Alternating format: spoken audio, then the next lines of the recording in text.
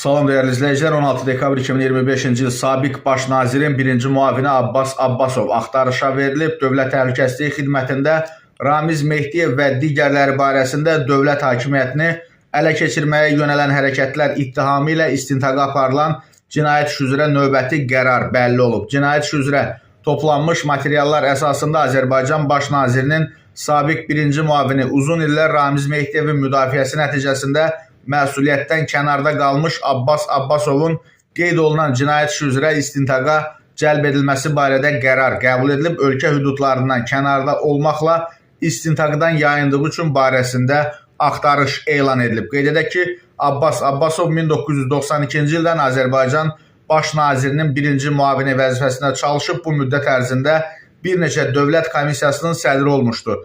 2006-cı ildə tutduğu vəzifədən azad edildikdən sonra Rusiyada yaşamağa başlayıb. Abbas Abbasov ötən müddət ərzində müxtəlif qanunsuz yollarla Rusiyada Azərbaycan diaspor strukturlarını ələ keçirib təsir altına salmaq istiqamətində pozucu fəaliyyət aparıb. 2012-ci ildə yaradılmış qalmaqallı hamının milyarderlər ittifaqı adı ilə tanıdığı Rusiya-Azərbaycan Təşkilatları İttifaqının təsisçisi və rəhbəri olub.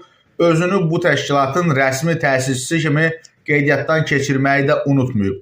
Azərbaycanda 2013-cü ilin əvvəlində Əli Kərimli və ətrafından ibarət tərkibdə formalaşdırılmış Milli Şuranın rəhbəri Rüstəm İbrahimbəyov da Abbas Abbasovun bilavasitə rəhbərliyi altında Milyarderlər İttifaqının Koordinasiya Şurasının üzvü olub.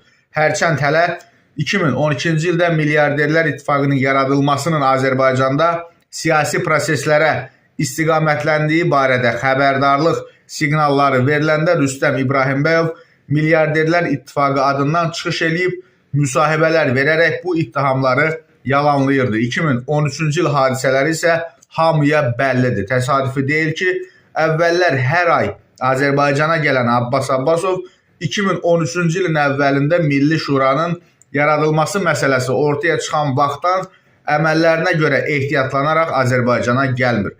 Əldə edilən məlumatlara əsasən qeyd olunan şəxslər və təşkilatlar arasında sövdələşməyə uyğun olaraq Azərbaycana müxtəlif kanallarla köçürülmüş pul vəsaitləri həmin vaxt bu sövdələşmələrə və proses iştirakçılarına olunan vədlərə dair audio-video yazılar, ölkə xaricində baş tutmuş görüşlərə, Azərbaycanda konstitusyon dövlət hakimiyyətini zoraki yolla ələ keçirmə planlarına dair sair materiallar ələ keçirilərək cinayət işinə əlavə edilib və açıq məhkəmə baxışında geniş ictimailəşdirilib.